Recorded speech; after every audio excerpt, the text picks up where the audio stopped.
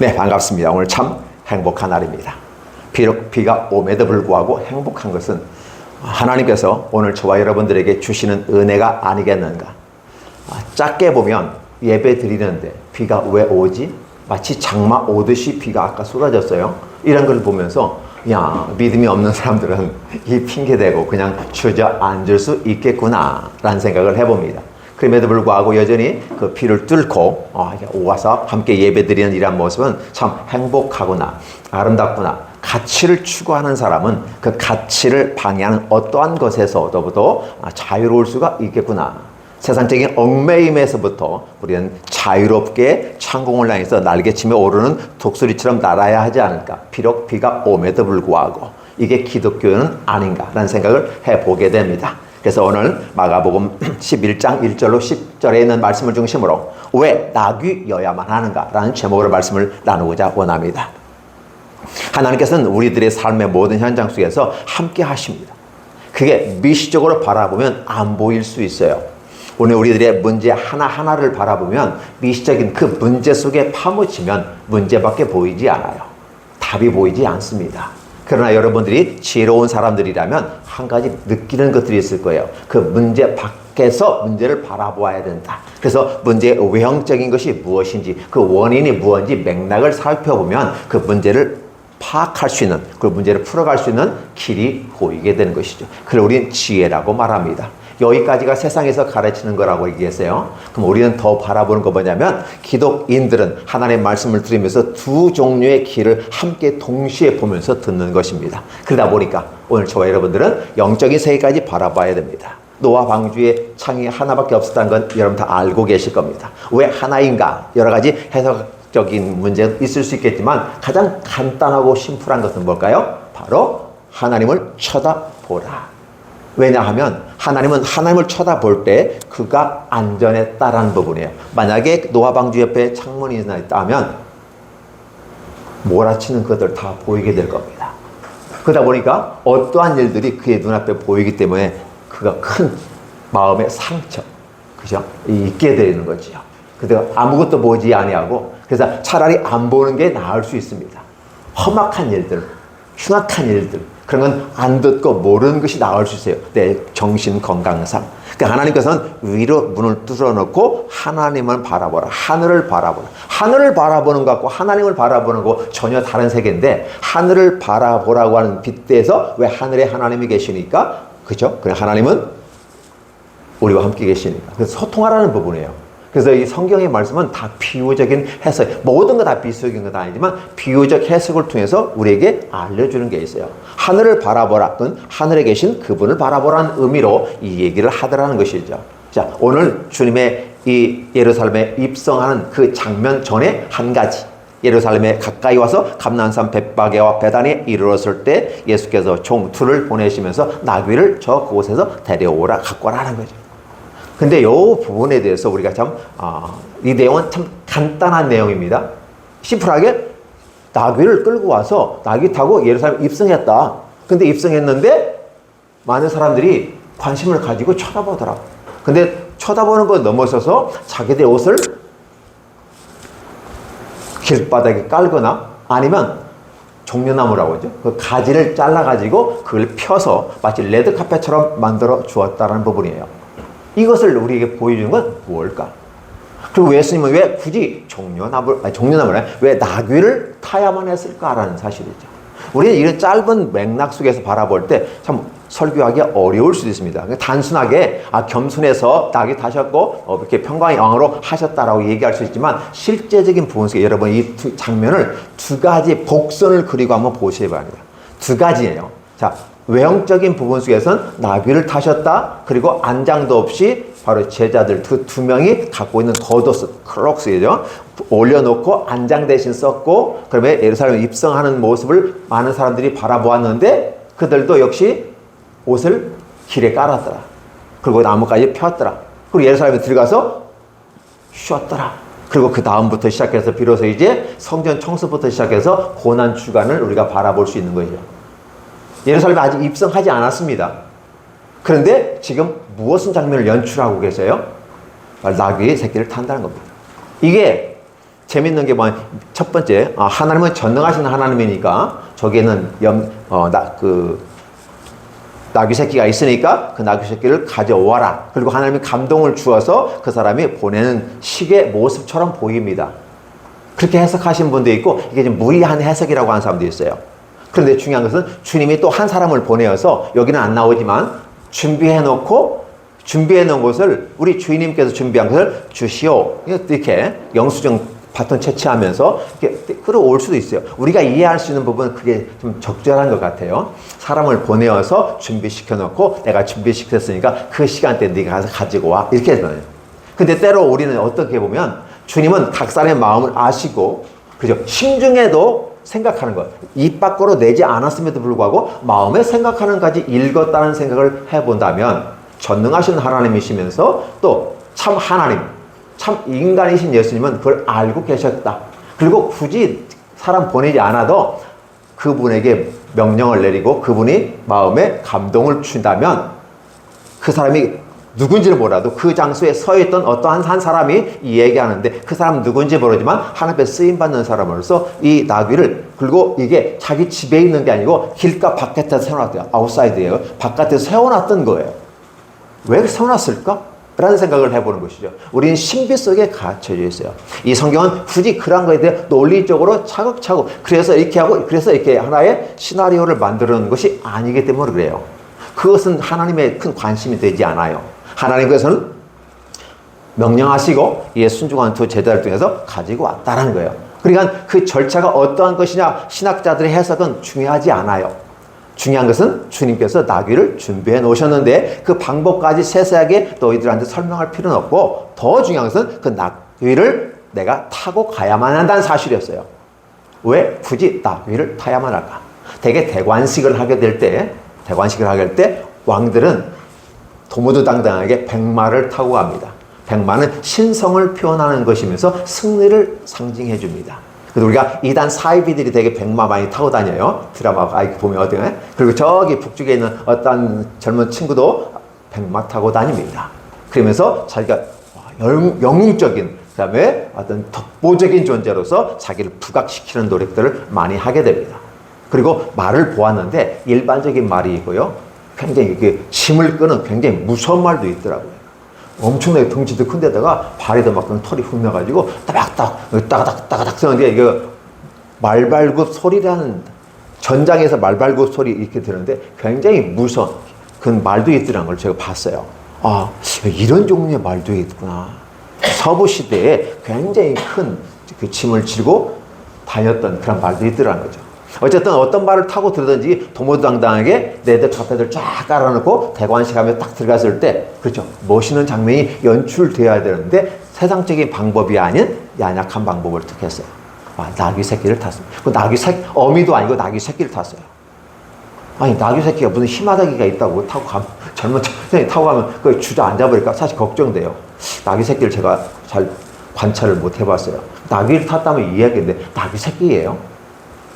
어떤 사람은 나귀 새끼가 그 많은 사람들 가운데서 놀라지 않게 해서 나귀도 끌고 왔다는 말도 하기도 하고 어쨌든 간에 자꾸 성경을 인간적인 차원에서 이해를 하려고 막 노력을 해요.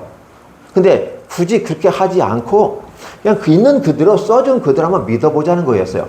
나귀 새끼가 연약하든 부족하든 간에 무슨 상관이 있어? 주님께서 타셨는데 아무 문제 없었어요. 나귀 새끼 타고 가는 거죠. 근데 왜 나귀 새끼를 탔을까? 우리는 아다시피 스가랴 9장 9절에 있는 대로 나귀 새끼를 타고 간다는 얘기겠어요.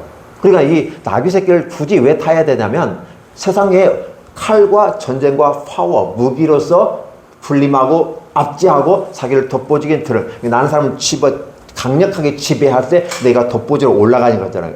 눌렀을 때 올라가는 힘이 생기거든요. 그런데 예수님께서 오히려 낮아짐의 모습으로 가는 거죠. 그 평화의 상징인 나귀. 그렇죠. 일을 하고 섬기고 서비스하는 종류의 모습. 그것도 어미도 아닌 새끼 타고 연약한 존재를 타고 가시는 그 모습을 보면서 그건 겸손의 왕이었다. 그렇죠. 평강의 왕이었다. 라는 표현을 얘기해 주는 거죠. 오늘 이걸 바라보면서 거부하고 싶은 마음이 들지 않아요. 나는 당당하게 성공자로서 당당히 말을 타고 레드카펫을 타고 쫙 가면서 스포트라이트를 촥촥촥촥 받아가면서 쫙 걸어가는 그 모습을 한번 여러분들 보시기 바랍니다. 그런데 주님은 그렇게 하지 않았어요. 초라한 모습으로 들어갑니다. 그분이 오실 때는 또 어떤 모습이었는데요? 아니, 수많은 여관도 있고 그렇게 있는데 그런 것도 참지도 못하고 마구간에서 사용하지 않던 폐가 이렇게 지금 아마 없었던 것 같아요. 이게 좀 장사가 안 됐던 것 같지? 아니면 어쨌든 없는 그 빈 마구간을 통해서 예수님께서 오셨다는 생각을 해보는 거죠. 지금 시대는 어떤 시대입니까? 화려하고 예쁘고 멋있고 그렇게 한 곳에서 왕은 태어나지 않겠습니까? 근데 우리의 오신 왕은 마구간에서 태어나시는 것을 바라보는 거죠. 그 고요한 밤, 거룩한 밤 부릅니다. 참 초라한 것 같아요. 날씨도 추워지는데 우리가 입장에서는 겨울이니까 날씨도 추워지는데 마곡간에서 얼마나 추웠을까 우리는 이렇게 이상하게 생각을 합니다. 그 지금 추운 지역은 아니겠죠. 네, 근데 저녁은 또 추울 수도 있는 거죠. 또 산모, 그죠? 고통의 모습 가운데 아이를 놓아야 되는 그런 모습들이 있는데 마곡간에서 또 이렇게 불결한 상징이 될 수 있는 거잖아요. 결국은 낮아짐에 그렇죠. 이런 모습으로 오시는 모습. 인카네이션이라고 성육신으로 오셨던 예수님께서는 여전히 왕으로 등극하는데도 나귀 새끼를 타고 들어가는 모습들을 보는 거죠. 오늘 이 모습을 보면서 오늘 저와 여러분들은 우리들의 제자도의 모습은 어떤 모습이어야 되는가? 섬김의 모습, 겸손의 모습, 하나님의 나라의 전형적인 모습을 주님 보여주시고 계십니다. 근데 문제는 뭐냐면 외형적인 것은 그렇게 보이는데 하나님의 나라에서는 어떻게 보일까요? 하나님께서 자리에서 벌떡 일어나서 예수님을 향해서 손을 내미는 것입니다. 두 가지의 그림을 여러분 그려보세요. 밑에 이 지상에서는 나귀 새끼를 타고 안장도 없이 옷을 덮어놓고 그걸 안장 삼아서 들어가고 사람들이 입었던 옷들을 겉옷이잖아요. 그걸 펼쳐집니다. 쫙 펼쳐져요. 그리고 아울러 나뭇가지를 그걸 바꾸고 들어가는 모습들. 초라하지만 하나님의 나라에서는 하나님이 직접 일어나서 천국 선사람과 함께 예수 그리스도를 모셔드리는, 받아들이는 이러한 모습으로 한번 이름을 그림을 그려보시기 바랍니다. 엄청난 사건이죠. 여기 밑에는 군중들이 있었습니다. 그다음 환호하는 군중들이 있었어요. 저는 천군 천사들이 환호하고 있는 거죠. 그 때문에 주님은 거기에서 기죽지 않고 당당하게 들어갈 수 있는 거죠. 사실 주님은 힘들었습니다. 여러분 이 전에 보면 어떤 모습까지 나타나요? 중간 테스트 끝난 다음에 주는 누구이십니까? 너는 나를 누구라 하느냐? 베드로가 얘기한 것처럼 주는 그리스도시요 살아계신 하나님의 아들입니다라고 얘기했을 때 바요나 시몬아 네가 참 잘했구나. 그러나 네가 말한 게 아니고 하나님이 너에게 이 말씀을 주셨구나. 어쨌든 너는 은혜 가운데 그렇게 고백했다고 하는 것은 중간 테스트에 합격했다고 말씀을 드렸습니다. 그럼에도 불구하고 예수께서 3번 죽으신다는 말에 베드로까지 화를 내요. 제가 이런 표현을 썼습니다. 젊은 놈이 지금 할 말이 없어서 할 일이 얼마나 많은데 죽는다는 말을 하냐고. 더 중요한 건 뭐냐? 너 죽는 것까지 괜찮아. 너를 바라보는 우리들은 어떤데? 닭 쫓는 개 되는 거 아니야? 우리는 어떠라고? 라는 것이었어요. 근데 주님께서는 너희가 내 제자라면 나의 길을 걸어야 된다. 그리고 예수의 제자들이 알아서 아우씨 내가 말이야 내 부모도 버리고 전투 버리고 다 버리고 다 아내와 자식들 버리고 따랐는데 저기 가버리시면 죽어버리면 우리는 뭐 하는데? 이렇게 여러분 기억해 주세요. 야고보 요한 같은 건 우리의 아들이에요. 굉장히 행동대장이었어요. 예수께서 왜 3명의 제자를 베드로와 야고보와 변화산사까지 데리고 왔을까? 다른 제자들은 좀 이렇게 순전한 것 같아요. 그러니까 이게 그냥 적당히 가르쳐도 다 받아들였는데 이 베드로, 야고보, 요한은 엄청 센 것 같아요. 끌고 다니면서 보여주고 강력한 힘을 보여줘야 돼요. 그 가운데 저 하이라이트가 변화산사까지 끌고 갔어요. 그 높은 산까지 끌고 가가지고 헛헛거리면서 올라가고 변화산사의 신비로운 세계를 보여주면서 모세가 내려오고 엘리가 내는 충격적인 일을 바라봅니다. 자기들이 지금 현재 어떤 위치에 있는지도 모르고 베드로는 헛소리하고 있었어요. 하나는 주를 위해서, 하나는 엘리야를 위해서, 하나는 모세를 위해서 내가 여기서 셀터, 움막을 지켰습니다. 쉘터를 지켰습니다. 여기가 너무 좋사오니 이렇게 되는 거죠. 좋은 건 나도 알아. 근데 지금 할 일이 많다. 내려가자 해서 다른 성경에 본 예수께서 제자를 데리고 내려오시거든요. 그 위대한 역사를 보여주었는데도 불구하고 여전히 야고보 요한은 당신의 나라가 임하면 영광 중에 이 나라가 임하면 하나는 우편, 하면 좌편을 내게 주십시오라고 외쳤다는 사실을 여러분 알고 계시잖아요. 그들은 당당하게 주장했을 겁니다. 어차피 주님 죽으신다면 우리에게 뭔가 남아야 되는데 뭐가 남을까요? 뭐가 남을까요? 아니 우리 이렇게 행동대장으로 열심히 심었잖아요. 이게 다 달라야 되잖아요. 적토마처럼 당신을 모시고 다녔는데 우리에게 보상은 뭐죠? 라고 하는 거죠. 여러분, 예수님 믿은 대가가 뭐죠? 하나님의 나라에서 구하지 않고 이 땅에서 영광 중에 임하면, 그 영광 중에 임하는 걸 제가 저렇게 해석을 했어요. 로마가 이스라엘을 다 지배한 것처럼 이스라엘이 로마를 지배하고 전 세계를 지배하면서 마치 다윗이 당시에 전 세계를 통합하고 전 세계 당시에 통일 국가를 세워가지고 주변 국가로부터 조공을 받았던 것을 기억하면서 그 나라 영광 중에 임하면 하나님 우편 좌편 그 자리를 우리에게 주십시오. 물론 장관들이 있으니까 나머지 제자들도 하나씩 띄워주면 좋은데 중요한 것은, 가장 중요한 건 주님의 좌편 우편, 제일 지근거리에서 권력의 상징을 갖고 가겠다는 걸 얘기하는 거죠. 근데 너희가 원하는 걸 내가 줄 수는 없다. 누구든지 맡겨진 자가 가져가는 것이고, 중요한 것은 네가 그 자리를 차지하려면 내가 마시는 잔을 네가 마시며 내가 받는 세례를 받을 수 있겠냐고 물었잖아요. 그랬을 때 그 제자는 어떤 모습이었어요? 마실 수 있어요. We can! 얼마든지 당당하게 말합니다. 베드로는 어떻게 했어요? 내가 절대 부인하지 않아요. 다 부인할지라도요, 저 부인하지 않을 거예요. 당당하게 얘기했던 베드로. 내 세례를 받을 수 있겠느냐? 너무 가볍게 생각하는 거예요. 세례원의 물세례를 생각했고, 그 다음에 이 포도주잔을 생각해요. 만찬에서 포도주잔, 그거 누가 못 마시고 누가 세례 못 받냐고. 근데 주님은 그게 아니었죠. 단순한 것처럼 얘기했지만 십자가의 고혈의 피예요. 그리고 세례는 죽음의 세례를 얘기하는 것이었어요. 근데 그 제자는 몰랐어요. 자, 이 상태예요. 그러니까 아직 성령이 임하시기 전에는 제자들이 여전히 하나님의 말씀을 보고 듣고 경험하고 먹고 했어도 아직도 부족하느냐? 아직도 이 얘기를 못하고 있냐? 아직도 너의 것만 체결하는 거죠. 이게 제자들마저도 핵심 멤버인 3명의 제자들, 나머지 제자는 어떻게 돼요? 마찬가지입니다. 근데 여전히 주님은 자신의 길을 걸어가야 돼요. 근데 그 길 걸어감에 있어서 한 가지 또 중요한 역할을 했던 사람이 있죠. 가룟 유다. 야고보 요한은 그래서 한 자리씩 달라고 아예 떼놓고 했는데, 생각이 많은 이 가룟 유다는 이게 끝났구나. 어쩌지? 라고 생각합니다. 이 양 내가 손해본 거 그래 조금이라도 건지자. 주님 팔아버리고 은 30년 받아가지고 가는 겁니다. 그리고 제 갈 길로 가버려요. 근데 주님도 제 갈 길로 가. 오늘 저와 여러분들은 각자가 제 갈 길로 갑니다. 자기 선택의 인생에 있어서 제 갈 길로 가요. 은혜 받는 길로 갈 수도 있고 은혜 받지 않는 길로 갈 수도 있어요. 오늘 이 자리에 와서도 함께 하나님 말씀에 깊은 관심을 가지고 듣는 사람이 있는가 하면 그렇지 않은 사람도 있어요. 또 우리가 피곤하고 지쳐도 졸려서 피곤한 분 가운데 잠이 내게 보약으로 다가온 분도 있어요. 괜찮아요. 그럼에도 불구하고 이 자리에 같이 앉아서 함께 예배 드린다고 하는 것은 굉장히 큰 복인 것입니다.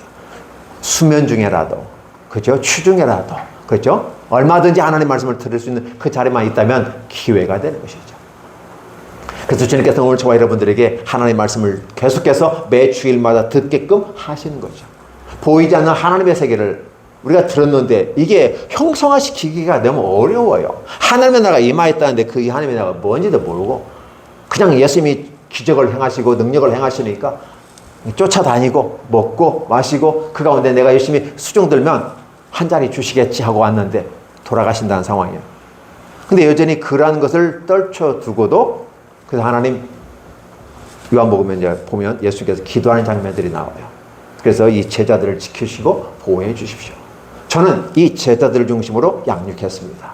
그 다음에 이 제자들이 내가 간 후에는 저 많은 허다한 무리들을 이끌고 가야 되는데 지금은 저들이 성령의 역사로 강력한 임하지 않았기 때문에 지금은 저렇게 고민하고 힘들어합니다. 그러한 제자들을 놓고 떠나야만 하는 주님의 모습을 생각해 보십시오. 화려하게 등장한다면 아마 제자들도 너무 신났을 것입니다. 근데 예루살렘에 입성하며 왕 등극으로 대관식을 해야 되는데 나귀 새끼 타고 올라가는 그 모습을 보면서 그럼에도 불구하고 많은 사람들은 어떻게 돼요? 거기 있는 허다한 군중들은요 아마 우리가 이렇게 해주세요. 우리 한국 사람들은 은혜가 돼 있고 믿음이 있어도 성경을 잘 읽지 않습니다. 우리 문화가 아니니까. 우리는 우리 문화 속에서 살아왔기 때문에 한민족의 문화 속에 있을 때 다 이해를 하잖아요. 근데 우리는 약간 이스라엘을 잘 몰라요. 근데 이스라엘 사람들은 자기들의 문화니까 알아. 어떤 문화? 앞으로 메시아가 오시는데 그분은 나귀를 타고 가시다라는 사실은 알죠. 그런데 보니까 여태껏 그런 일이 없었는데 예수께서 예루살렘에 향하는데 나귀 새끼를 타고 들어가더라는 거죠. 오, 이게 뭐야? 그럼 성경이 이루어지는 거야? 라고 생각하면서 그들은 동참하는 것이죠. 그다음 반신반의합니다. 진짜 맞는 거야? 라고 하면서 함께 동참하며 가는 모습들을 보여주는 거죠. 허다한 무리들입니다. 그럼에도 불구하고 그들은 한 가닥 희망을 가져봅니다. 지금 반신반의해요. 진짜 메시아 맞아? 맞다면 이 자리라도 내가 동참을 해야지. 옷을 깔아드렸습니다. 사실 옷을 깔아드린다는 개념은 어떤 모습일까요? 이스라엘 사람들에게서는 사실은 보호하는 옷이고 이게 재산적 가치가 있어요. 그리고 사실 내가 입던 옷을 쫙 깔면 밟고 가면 기분 나쁘잖아요. 그렇죠? 그런데 자기를 깔아드렸다고 하는 것은 어떤 면에서는 헌신이라는 부분이 있고, 없으니까 어떤 사람은 우퉁 벗고 다니는 사람이 있기 때문에 가진 게 없으니까 가지 잘라진 것 같다가 이렇게 해서 하고, 이런 모습들 가운데 여전히 약하고 부족한 사람들. 그때 당시에 누가 와왔을까요? 제자들은 아마 뒤에서 조용하게 따라오는데 무거운 발걸음으로 제자들은 저 멀리서 따라올 거예요. 그러니까 예수님께서 나귀 새끼를 타고 들어가는 그림을 한번 그려보세요. 제자들의 발걸음은 몇 미터 떨어졌을까요? 점점 멀어져 간다. 이렇게 느낌이 있어야 할까요? 따라가긴 따라가는데 뭔가 지금 그게 부담스러운 거야. 예수님이 십자가에 죽으신다고 하니까 죽으시고 3일 만에 부활한다는 것은 저기 나 사루가 죽었다가 살긴 살았는데 그건 남이잖아. 남이니까 주님이 살리실 수 있는 거야. 중요한 것은 예수님은 살아있으니까 살릴 수 있는 거잖아. 그거까지 내가 이해하겠어. 근데 본인이 죽고 다시 산다는 말이 돼? 제자들이 굉장히 낙심하고 근심하는 겁니다. 오늘 우리들이 근심하는 건 아닌가? 저와 여러분들이 근심과 걱정하는 건 아닌가 싶습니다. 근데 주님은 그 길을 가는데 3일 만에 살아납니다. 근데 이 사건이 지금 주님께 당대에 나타나서 말을 했더라면 이게 신빙성이 없는 거잖아요. 근데 이미 구약에 있는 내용들을 근거해서 앞으로 오실 메시아는 이러한 모습으로 오실 거라는 걸 선지자를 통해서 알려주세요. 신약 성경을 보면 수많은 종들이 와서 일을 해 나가는데 선지자를 다 죽였다. 그런데 아들이 오면 공경하리라. 근데 오히려 아들이 오니까 그 아들을 어떻게 해요? 죽이자. 종은 죽이지만 아들은 상속권이 있기 때문에 그 아들을 죽이면 모든 것은 우리 것이 되는 거야. 그래서 그 아들을 죽였다는 말이 비유에서 나올 때 바로 예수께서 십자가에 못 박혀 죽으신 걸 얘기하는 거죠. 그 일을 위해서는 서로 로마인과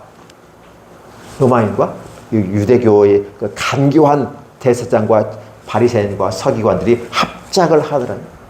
시편 2편에 나오는 거죠. 어찌하여 저들이 서로 모의를 꾀하는가. 오히려 예수 하나를 죽이기 위해서 왼수끼리 손을 잡고 예수를 죽이려고 하는 이런 모습이 펼쳐지고 있다고 시편에서도 얘기하고 선지자를 통해 이렇게 하는 거죠. 예수님은 지금 자신의 뜻대로 행하지 않아요. 자신의 뜻대로.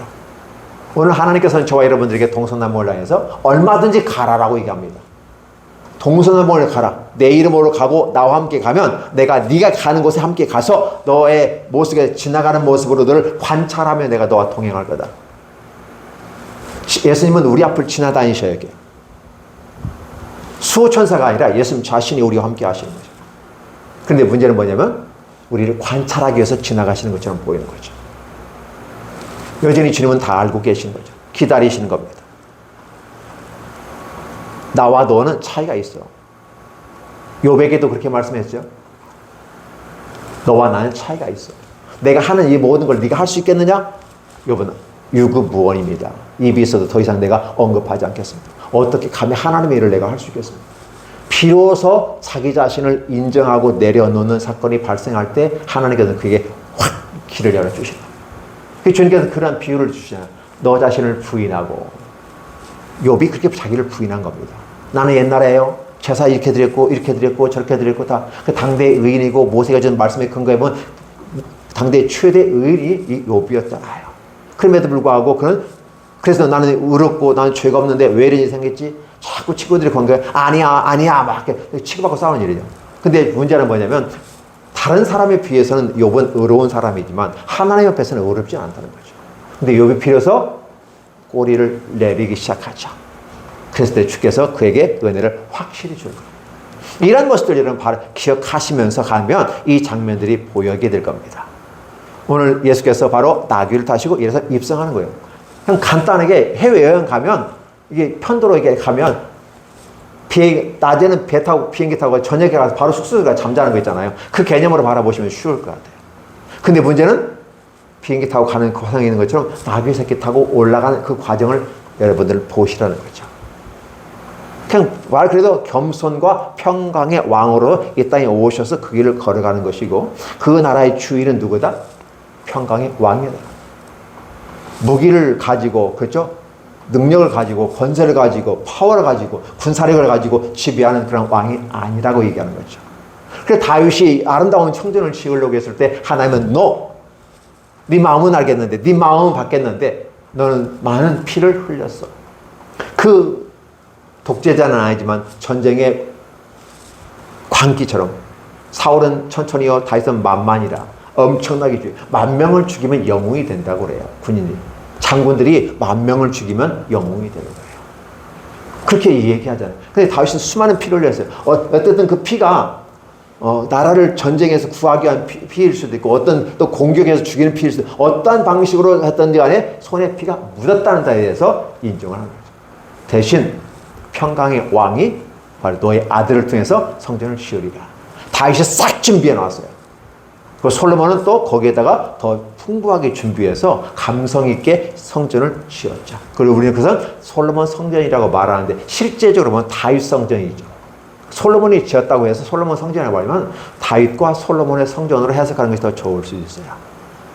이 아름다운 성전. 그런데 그 성전은 누가 짓는다? 누가 주인이 된다? 평강의 왕이 주인이 된다. 그러니까 예수님께서는 말을 타고 들어갈 수가 없는 구조가 되어 있어요. 예언도 이미 나귀를 타고 들어간다고 표현했기 때문에 더 이상 말을 타고 갈 수가 없는 구조예요. 그래서 나귀여야만 하는 것이 원칙이에요. 그것은 바로 언약의 성취의 과정으로 오늘 저와 여러분에게 보여주시는데, 갑자기 어디 나타나가지고 내가 예수라고 말하고, 갑자기 나타나서 내가 총재라고 말하고, 나중에 내가 갑자기 나타나고 내가 하나님이라고 하고, 어쨌든 갑자기 나타나 내가 성녀라고 말하면서 혹세의 몸이 나고 많은 사람을 미혹해 하는 어둠의 영의 어둠의 자식들이 이 세상에 편지하고 있다는 거예요. 많은 사람들이 그걸 진짜인 줄 알고 믿고 따라갑니다. 한번 들어가면 나올 수가 없는 구조 속에서 들어가요. 꽃게 망을 잡을 때요, 들어가는 건 나오는데 쉬운데 나오는 건 어렵게 만들어요. 한번 그 세계에 들어가면 나올 수가 없어요.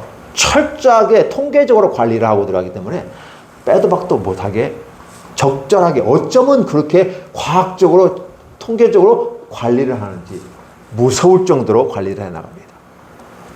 그런데 우리 주님은 그렇게 하지 않으셔요. 대관식을 하면 왕관도 써야 하지 않을까요? 예수님은 왕관 대신 무슨 관을 쓰셨어요? 가시관을 쓰셔요. 엄청난 멋있는 홍포를 입고 들어가야 되는데, 그래서 오죽했으면 로마 군인들이 왕이 입는 홍포 갖다 놓고 한번 입어봐. 네가 왕이라며 그 홍포는 입어야 하지 않겠어? 입어봐. 둘러놓고 다시 그걸 뺏어서, 그렇죠? 쪼개버리는 거죠. 이런 모습을 우리가 바라보는 거죠. 하나님은 오늘 저와 여러분들에게 이것을 보여주신 거예요. 왜 나귀여야만 하는가? 그는 평강의 왕으로 예루살렘에 입성함으로써 진정한 왕이 예루살렘의 왕이 되는 것이고, 근데 이 예루살렘의, 이 땅에 있는 예루살렘의 모습 가운데 들어가는데, 실제적인 예루살렘 위에 있는 하늘의 예루살렘은 바로 평강의 왕인 예수께서 왕이시다.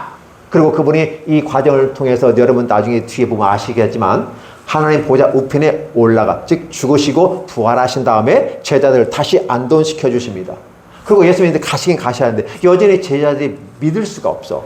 예수님이 죽으시고 부활하심에도 불구하고 다 도망가 버렸어요. 다시 모아놓고 너희가 한 곳에 모여서 기도하기를 힘쓰라라고 하는 거죠.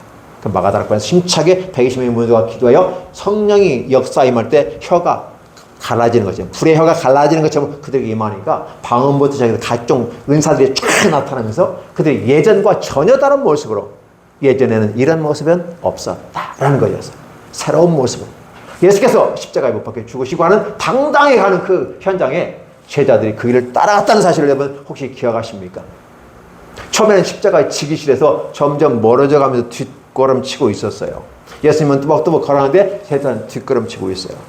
내가 이게 주님 따라가다 나 죽는 거 아니야? 예, 제자도는 예수님이 스승이 죽으면 제자도 따라가 죽는 겁니다. 죽는 거 뻔히 아니까 왜 따라가요? 아, 이런 바보 같은 짓을 왜 하냐고요. 그런데 성령이 임하시니까 그 제자들이 어떻게 돼요? 예수의 영이잖아요. 성령은 하나 성부와 성자가 함께 보내신 바로 성령 하나님께서 임하니까 이 성자의 마음을 사도들이 가져요. 제자들이 가져요. 나중에 어떻게 돼요? 베드로 같은 경우는 거꾸로 십자가 매달아 죽으시고 어떤 사람은 칼에 찔리고 어떤 기름에 튀겨지고 각종 방식으로 해서 다 순교를 하던데 세례 사도 요한 외에는 그렇게 다 죽어가는 것을 무서워요. 오늘 저와 여러분들이 그 길을 감해 과연 예수께서 왜 나귀를 타시고 겸손의 왕과 평강의 왕으로 예루살렘에 입성하시는지 왜 예수님은 굳이 그 방법을 택해야 되는지 예수님 몰라서 그랬을까요? 알아요. 이미 구약이 전 것을 아셨기 때문에 그 말씀을 응하게 하기 위해서 그 길을 걸어가시는 그 모습을 바라보면서 예수님은 하나님과 여전히 교통하는 모습, 기도하는 모습, 하나님의 인도하심을 따라가는 모습은 아니었을까? 그렇다면 오늘 우리는 주님 과연 따라가고 있는가? 제대로 주님을 따라가고 있는가? 마지못해서 따라오는 것 아닌가? 생각해요. 아직은 우리가 연약하고 부족한 예전에 과거에 의심하고 쭈삣쭈삣하고 무거운 발걸음으로 따라왔던 제자들의 모습은 아니었을까? 그렇다 보면 나는 이제 새롭게 변화된 제자들의 모습을 바라보면서 어떤 모습으로 성령 충만해야 되겠구나. 이 성령 충만을 따른 게 아니라 찬양을 충만히 하시면 성령이 임하게 됩니다. 그래서 찬양 충만은 결국은 궁극적인 결과는 어떻게 돼요? 성령 충만하게 됩니다. 그래서 말씀 충만하고 기도가 충만하고 그렇죠? 말씀, 기도, 찬양 은혜 받는 방식에 성례까지 들어가는 거죠. 헌법에 따르면 이 놀라운 축복 가운데 결국 우리 성령 충만이라는 걸로 가게 되는 거잖아요. 그래서 오늘 저와 여러분들은 찬양을 많이 부르시고 기도를 많이 하시고 말씀을 많이 읽고 듣고 하십시오. 그리고 하나님 말씀을 이해를 위해서 설교를 하고 하는 걸 통해서 가르쳐 드리기 때문에 여러분의 설교를 충분히 들으십시오. 주님께서는 전도하셨다, 가르치셨다, 치유하셨다. 이게 프리칭이란 말을 써요. 전도란 말을 쓰기도 하고 마가와 마태가 쓰는 용어가 달라요. 가르치셨다는 말과 치유하셨다는 말 똑같이 나타나요. 그랬을 때 놀라운 역사가 나타나는데 어떤 역사가 나타나요? 귀신이 내어 쫓든 느껴지는 나가. 어둠의 권세가 사라지는 역사가 나타나요. 이게 성경의 역사였어요. 그랬을 때 그들에게 임한 하나님의 나라, 기쁨과 즐거움의 나라가 있기 때문에 그렇습니다. 그 다음에 여러분들은 어떻게 될까요? 아름다운 역사가 나타날 겁니다. 오늘 지금 예수님은 죽으러 예루살렘에 들어가야 되는데 나귀 타고 간다는 거예요. 암울한 마치 오늘 비가 와서 좀 축축하고 습기가 있고 눅눅하고 좀 찌뿌둥하는 것처럼 느껴지고 근데 육체가 그렇게 느껴지는 게 아니라 마음이 그렇게 느껴지는 이 제자들의 모습. 그래도 군중들은 어쨌든 간에 뭔가 기대해 보는 거죠. 아, 성경이 이루어지는 거 아니야? 나귀 타고 가네? 메시아 아니야? 이런 생각을 해보면서 어쨌든 우리가 그래도 동참해보자. 예언된 대로 그러면서 그들은 말하죠. 호산나 다윗의 자손으로 오시는 이여 영원하라. 복이 있도다. 그러면서 호산나 호산나 우리 한글로 호산나라고 하는데 영어로는 호자나 호자나 호자라 오시는 거죠. 이것은 축제의 장에서 떠들고 외치고 하는 이 굉장한 축제의 장이라는 거예요. 이 호산나라는 이 노래 한마디가 있는 언어가 이 구약에 있는 언어를 그냥 그대로 가져와서 10편에 118편에 있는 이거 가지고 와서 축제 속에서 임하는 아름다운 영. 겉으로 보세요. 나귀 타고 별 볼 일 없이 가는 것 같은데 거긴 축제가 열어지고 거룩한 축제를 우리는 이 땅의 축제는 페스티벌이라는 말을 쓰는데 성경에서 축제는 피스트라는 말을 써요. 거룩한 축제예요. 그 축제가 이루어지고 있는 거예요. 하나님의 나라는 바로 거기서 임하는 것이었고 그 현장에 함께하는 사람들에게 임하는 것이죠. 오늘 우리들은 하나님 말씀을 들으면서 주님 이 역사가 오늘 우리에게 느끼게 해주옵소서. 우리 인생 가는 길에 힘들고 어려운 일이 있을 수 있습니다. 예수 믿고 힘들 수도 있어요. 그럼에도 불구하고 주님이 걸어가신 길 묵묵히 걸어가는 이 인내하며 순종하는 주님의 자세가 나의 자세가 되게 해주십시오. 그렇죠? 짧은 본문이에요. 오늘이요. 여기서 화려한 뭘 끄집어낼 수는 없어요. 그런데 중요한 것은 주님이 그 길을 여전히 묵묵하게 걸어가시는 모습. 신앙이라고 하는 부분은 바로 종교를 넘어서서 신앙의 세계로 나아가면서 주님께 가까이 가는 게 신앙입니다. 그러나 거꾸로 후퇴하면 종교적으로 가요. 제자들은 여기 종교에 머물렀던 사람들인데 성령이 충만해지니까 그들이 종교 생활에서 신앙 생활로 바뀌어버리는 거예요. 그러다 보니까 주님을 직접 대면하고 만나고 페이스 투 페이스 얼굴을 대면하여 보는 것처럼 보게 되는 거죠. 성령이 충만하면 그래요. 누군가는 이렇게 말합니다. 신학 교수도 이 말이에요. 종교는 애매하고 모호성이 있다. 그런 건 사실이에요. 종교는 그래요. 그러나 신앙은요 정확하고 분명하고 얼굴을 대하여 보는 것처럼 분명해요. 왜 주님은 그렇게 확실해요. 누구에게 그렇게 보여줘요? 제자들에게 그리고 아울러 그 말씀을 듣는 사람들, 귀 있는 자들에게 가르쳐 주시는 거죠. 그 다음에 여러분들은 과연 귀 있는 자이옵니까? 라고 저는 질문하고 싶은 거죠. 여러분들의 임한 하나님의 나라에 대해서 더 분명하고 확실하게 얘기할 수 있습니까? 라는 부분이에요. 그러나 한 가지 기억할 것은 언어의 표현 속에서 차이가 있음을 기억해 주시기 바랍니다. 언어는 한계성이 있어요. 실제적으로 임한 하나님의 나라를 언어로 담아내긴 담아내는데 언어의 한계성 때문에 제대로 담아낼 수가 없어요. 단지 그 나라는 믿음으로 가는 나라라고 표현할 수밖에, 더 이상 표현할 수 없어요. 믿음으로 가는 나라 실제적으로 임하면 그냥 나타나는데 그 자체가 신비 자체예요. 신비주의가 아니에요. 신비스러움을 조장하는 신비주의가 아니라 신비 그 자체로 나타나요. 그래서 예수께서 임하실 때 귀신 내어 쫓김을 받고 각종 병들과 귀신 내어 쫓기는 이런 현장들이 나타나는 것이 바로 하나님의 나라가 임하는 건데, 이 실제적인 것을 하나에 담아내는 게 믿음이라는 걸로 담아내다 보니까 이 포장이 안 돼요. 그리고 이해가 안 되는 것이 많아요. 그러나 그 내면의 세계, 하나님이 주신 말씀의 그 맥락 뒤에 숨겨진 그 진짜 실제의 세계에 여러분이 들어가신다면, 과연 그리하군요. 그래서 은혜는 주시는 자와 받는 자밖에 모르는 거구나 라는 생각을 해본다면, 수많은 군중들이 있었는데 은혜 받는 사람은 딱 한 사람이었잖아요. 문둥병자, 귀신 들리는 자, 혈루병 걸리는 자. 한 사람 그에게 임한 하나님의 나라를 보여줍니다. 모든 사람에게 하나님의 나라가 임한 게 아니라 바로 한 사람. 그렇다면 오늘 저와 여러분들은 바로 그 현장에서 기적을 체험하고 하나님의 능력이 나타나는 그 하나님의 속에 들어간 그 사람들이어야만 되지 않는가? 질문을 던져주는 거죠. 허다한 무리 속에는 은혜가 임하지 않습니다. 오늘 우리도 하나님의 교회에 와서 이 교회에서 함께 말씀을 들었을 때 하나님의 나라가 임하는 것은 누구나 같이 은혜가 임하지는 않아요. 늘 우리는 깨어있어 사모해야 됩니다. 하나님, 저 사람에게 주신 은혜를 내게 주시기 원하며 하나님께 주신 은혜를 충만하게 주십시오. 그래서 매주에 은혜가 우리 임하는 건 아니에요. 어떤 분에게는 오늘 은혜가 있다면 또 다른 분은 다음 주에요. 그래서 우리는 어떻게 해요? 깨어서 근신하며 예배에 참석하면서 내게 언제 주께서 은혜 주실지 모르잖아요. 그래서 깨어 있는 거예요. 그래서 참여하는 거고 예배에 충만히 참석할 때 하나님은 때가 되면 그 사람에게 은혜를 주시는데 말로 형용할 수 없는 그 놀라운 축복의 역사가 임하게 된다는 사실이죠. 이것을 보지 못하고 맛보지 못한 사람들은 수박 거다듯이 수박은 딱딱하고 차갑고 시퍼렁텅텅하고 별로 그 맛도 없는 것 같아 라고 말을 하는 거죠. 내가 종교생활을 해왔는데 별 볼일 없어 라고 하죠. 그럼 수박을 딱 해서 수저로 딱 떠먹어 본 사람은 이 맛이구나 느끼게 되는 거죠. 그래서 하나님의 나라는 감추어진 보화와 같다라고 비유합니다. 그것을 오늘 저와 여러분에게 드리기 위해서 주님은 나귀새끼 타고 예루살렘에 입성하는데 초라한 모습으로 들어가지만 하나님의 나라에서 여기서는 천군 천사가 환영하며 하나님 성부 하나님께서 일어나서 예수께서 오시는, 그리고 이 땅에서 이렇게 들어가지만 하늘에서 이렇게 받아들여야 되는 모습, 그리고 앞으로 예수께서 이 십자가에 못 박혀 죽으시고 부활해서 천성으로 보좌 우편에 앉을 것을 천국에서는 준비하고 있는 이 아름다운 구주가 그림이 그려진다면 와, 기가 막히구나. 어쩌면 저렇게 하나님의 나라가 예쁘고 멋있고 정확하게 언약이 성취되는가를 보게 해주시는 거죠. 이 은혜가 오늘 저와 여러분에게, 또 유튜브를 통해서 듣는 모든 성도들에게도, 또 믿지 않는 사람이라 할지라도 이 말씀을 들을 때 놀라운 역사가 있기를 예수님의 이름으로 축복합니다. 기도하겠습니다. 하나님 고맙습니다. 감사합니다. 무한한 사랑을 우리에게 주시는데 이 사랑이 각 사람에게 임하게 해 주시려되 각 사람의 동이 모두 다 임했으면 좋겠습니다. 저는 그래 축복합니다. 그러나 오늘도 말씀을 듣고 깨닫는 자가 있고 그렇지 못한 자가 있을진데 아버지여, 오늘 은혜 받는 자에게 놀라운 축복과 은혜가 넘치게 해 주시거니와 오늘 은혜를 충만히 받지 못했다고 생각하면 또 다음 주를 기대하면서 우리 박상환 목사님을 통해서 주시는 말씀을 통해서 또 아버지 깨닫고 은혜를 입게 해 주시옵소서.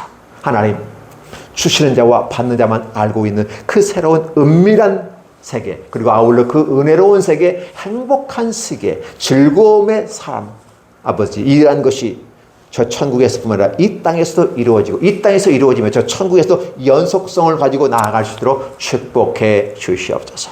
예수님의 이름으로 축복하며 기도하옵나이다. 아멘.